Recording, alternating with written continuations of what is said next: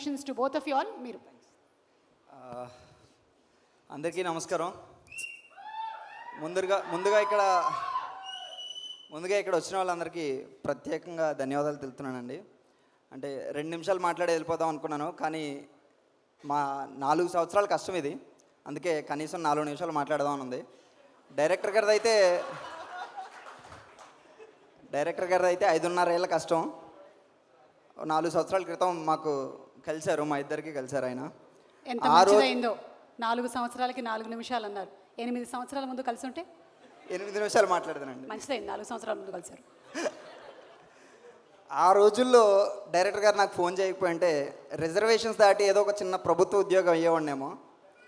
కాకపోతే అదృష్టం వరించింది. ఒక పుస్తకం రాయడం వల్ల ఆయన నాకు కాల్ చేసి ఈ సినిమా అవకాశం ఇచ్చి 4 ఏళ్ళ జర్నీ చేసి ఈ 4 ఏళ్ళలో నేను ఒక 6 పుస్తకాలు రాసి ఇలా ఈ స్టేజ్ మీద ఇప్పుడు ఉన్నానంటే అంతా డైరెక్టర్ గారు చలవ.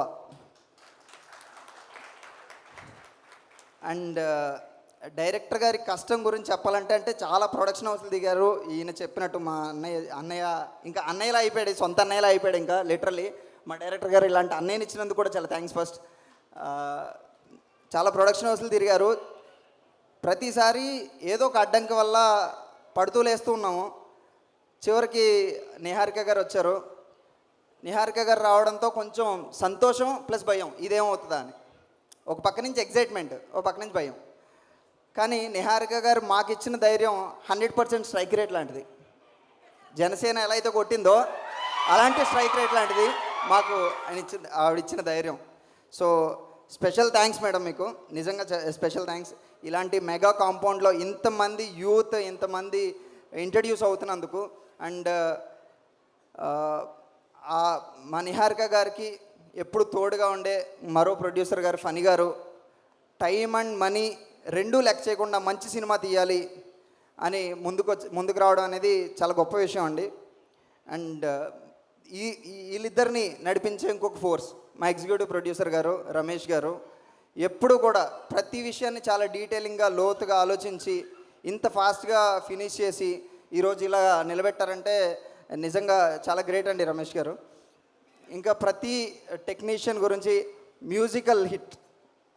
నిజంగా చెప్పాలంటే 11 పాటలు, 11 మంది హీరోలు, ఇంత పెద్ద కాస్ట్, ఇదన్నీ అంటే ఫస్ట్ మాకు స్క్రిప్ట్ చెప్పినప్పుడు ఏం తీస్తున్నాం అనే మనం ఎలా అవుతుంది ఇది అనుకున్నాం. కానీ నిజంగా ఇలా రావడం అనేది మాకు చాలా గొప్ప విషయం. సినిమా తెర మీదకి రాకముందే ఇంత పెద్ద మ్యూజికల్ హిట్ ఇచ్చిన అనుదీప్ గారికి, మా గోదావరి జిల్లాని మరింత అందంగా చూపించిన మా రాజు గారికి, ఎడిటింగ్లో ఎవరిని కట్ చేయకుండా అందరినీ ఉంచుతూ ఉన్న మా అన్వర్ గారికి, మంచి స్టెప్స్ వేయించిన సింపుల్ స్టెప్స్ మంచి స్టెప్స్ మా హీరోలు అందరితో వేయించి, హీరోలతోనే కాదు టెక్నీషియన్స్తో కూడా వేయించిన మా జేడీ మాస్టర్కి, ప్రణయ్ నైని గారికి. ఒక్క నిమిషం మేడం, మీ గురించి కూడా ఒక మాట చెప్పాలి. అందరికీ స్పెషల్ థ్యాంక్స్.